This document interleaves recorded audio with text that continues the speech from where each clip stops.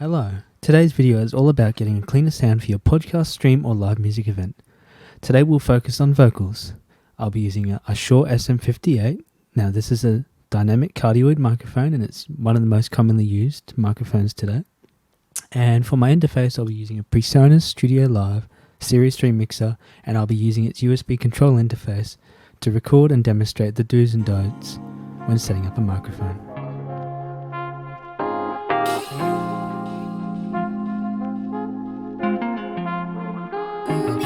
The first step after plugging your microphone in is setting the preamplification or the gain, depending on the interface you're using.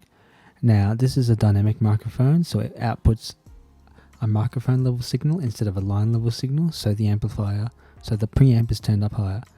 But if you're using a condenser, which usually uses phantom, you don't need as much. Now, if you do not have enough preamp or gain, there's not enough signal coming into the console, start to hear more and more and more. And if you go up too high, like this, you get a lot of background noise or you start distorting the signal. We now move on to compression.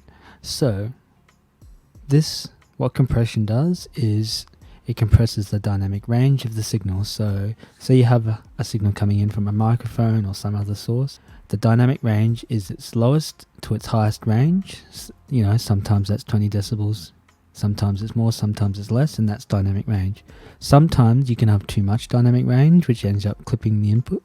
So compression is used to combat this. So when you first start with compression, you use the threshold. So the threshold is the point in which compression begins to become applied. So if your threshold is very low, say minus 48 decibels, the compression will start to take place very quickly as soon as you reach that negative 48 in level. And if you have a threshold that's non-existent or very low, like too high, the compression doesn't start till almost too late, and you almost will get no result depending.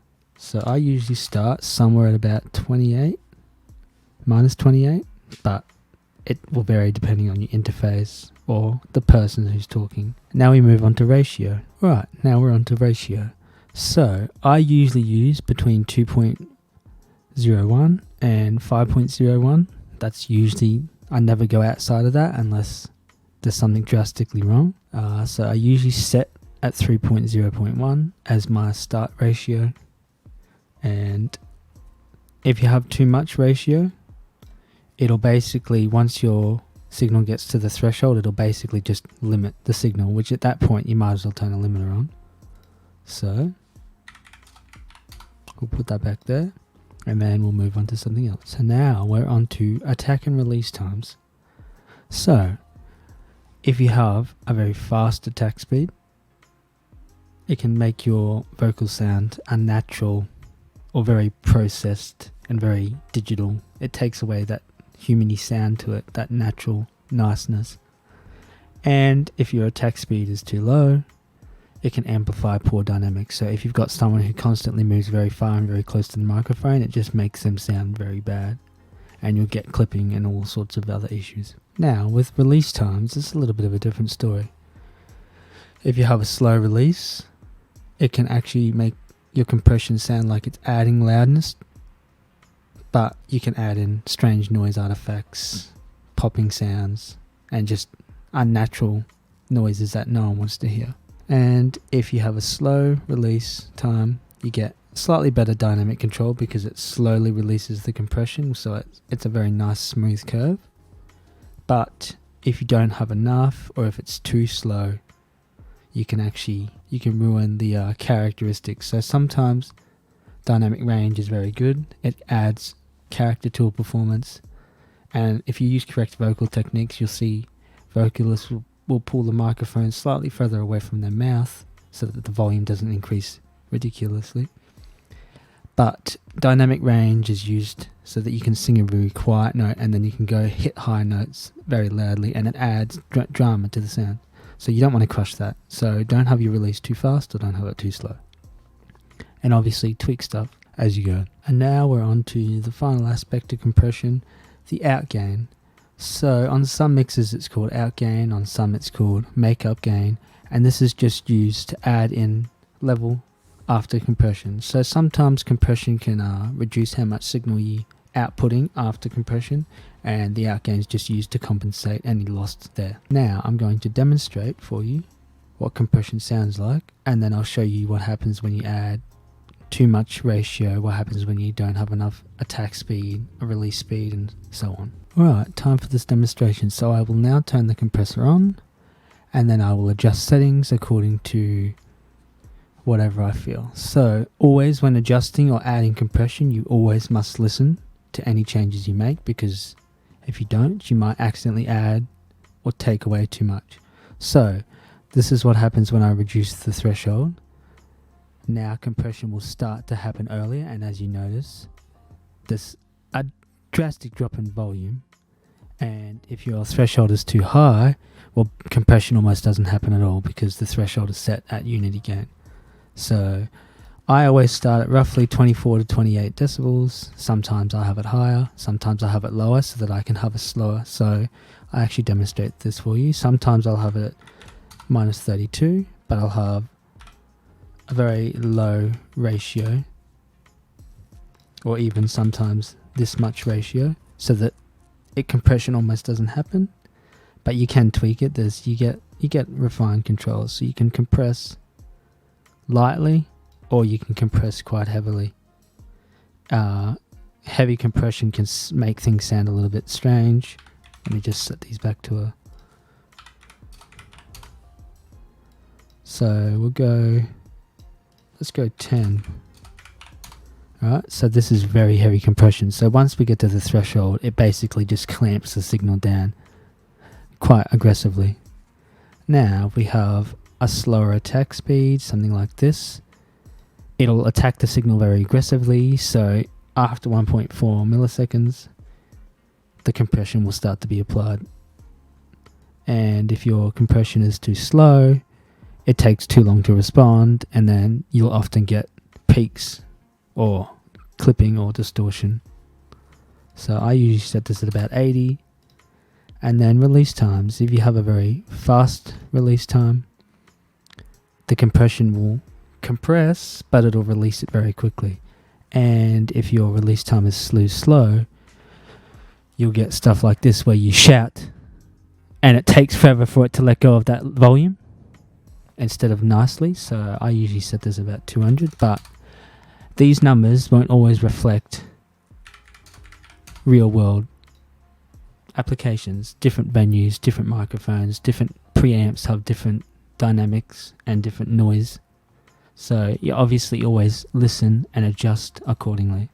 Now, if I wanted to, I can add outgain onto this and it makes my voice much louder. But you'll also find that there's a lot of signal noise. So for this light compression, I almost wouldn't add any outgain, maybe 1 to 2 decibels, just to add a little bit of extra volume that you lose in the compression. And yeah, now we're moving on to equalization, or shaping the sound. So the first thing I always adjust is the HPF, which stands for high pass filter. And basically what this does is it takes out that very boomy popping sound you get when people speak certain letters like P's and T's. Now I have it set to 80, but by default I start at 100 and then I roll it up, and as you can tell, there's a very noticeable difference in quality of sound when you're turning it on and off. So my starting point's always 100, and then you can just turn it up and down depending. Sometimes I find myself turning it up for males because they slightly have a more boomier voice, and I find it myself at about 80 hertz for females because their voice is usually a little bit higher. But yes, as always, listen to any adjustments you make. And now we're on to a more advanced equalization. So this is a 4-band parametric EQ. So you've got your lows, your low mids, your high mids, and then your highs. And then this is your controlling parameters here. So you can set a frequency, and then you get to choose your gain, and then the Q just chooses how wide or narrow that is. So if you want to add some sort of low end energy that makes it sound a little bit more warm, in the lower end, you can add in from around 200 to 600 hertz, but you can get muddiness. So when adding this section again in the lows, always listen very carefully. So I'll turn the EQ on now, and you'll notice that if I gain this up a lot, it'll make a very different sound, and then you can use the Q to control how precise or how wide that band is. And then if you find yourself you've got a very muddy sound, you can take some of it out to get some of that muddiness or that grumbly. Just add a little bit of that. I like to have a fairly wide Q on that. Right, that sounds, you'll notice a bit of a difference, like especially if you turn it up a lot. You don't want that much. I'd never put more than like about 4 dB, especially on this mic. That's just my personal opinion. You might like it a bit more warm. That's up to you. And now we're moving on to the human range, which is between 1 to 2 kilohertz. So sometimes I find myself needing to add in some volume here, whether quite narrow. So I usually cue this down quite a lot more than I would something else, and you might be able to notice a difference when I turn it up, and then a difference when I turn it down. I usually add about anywhere between 2 to 4 decibels, sometimes more, depending. And then if you want to add some brightness to the sound, you can go into your highs here, set your frequency at 6, and then you can choose to do a filter. So you can shelf, or you can do basically the reverse of the high pass filter. So this would be a low pass filter, basically, but that's not the term for this. This is just a shelf option rather than just your standard queuing. So I've got it set to 6000, and then as I turn it up, you'll notice that there's a bit of noise and it sounds brighter.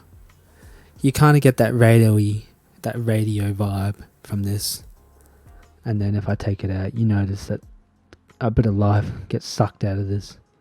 So you can add an adequate amount, maybe 4 decibels, and you'll see that it curves up slightly. So the higher the frequencies, the more gain there is.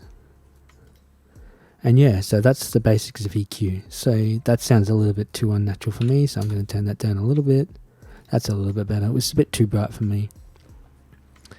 Right, and that's it. That's EQ. Now, obviously, it's different for different microphones.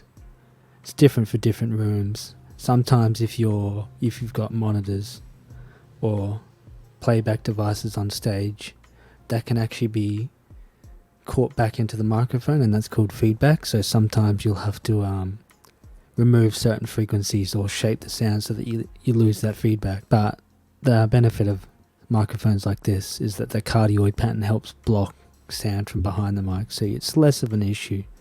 But if you're using something like a condenser, you'll find you're getting feedback is more of an issue. So that concludes this video on audio tips. If you have any questions, comment below. We would love to help. This video was recorded via Streamlabs using a PreSonus Studio Live Series 316 digital mixer and a Shure SM58, and it was edited in Premiere Pro. And if you want a masterclass in audio engineering in Premiere Pro, we got to get 1,000 likes on this video, and we'll make that for you. If you have any other ideas for videos, please let us know in the comments below. We will also have a typed up version of this on our blog at thetechdeer.com with a couple of extra details, so you can find that in a link below. And as always, thanks for watching.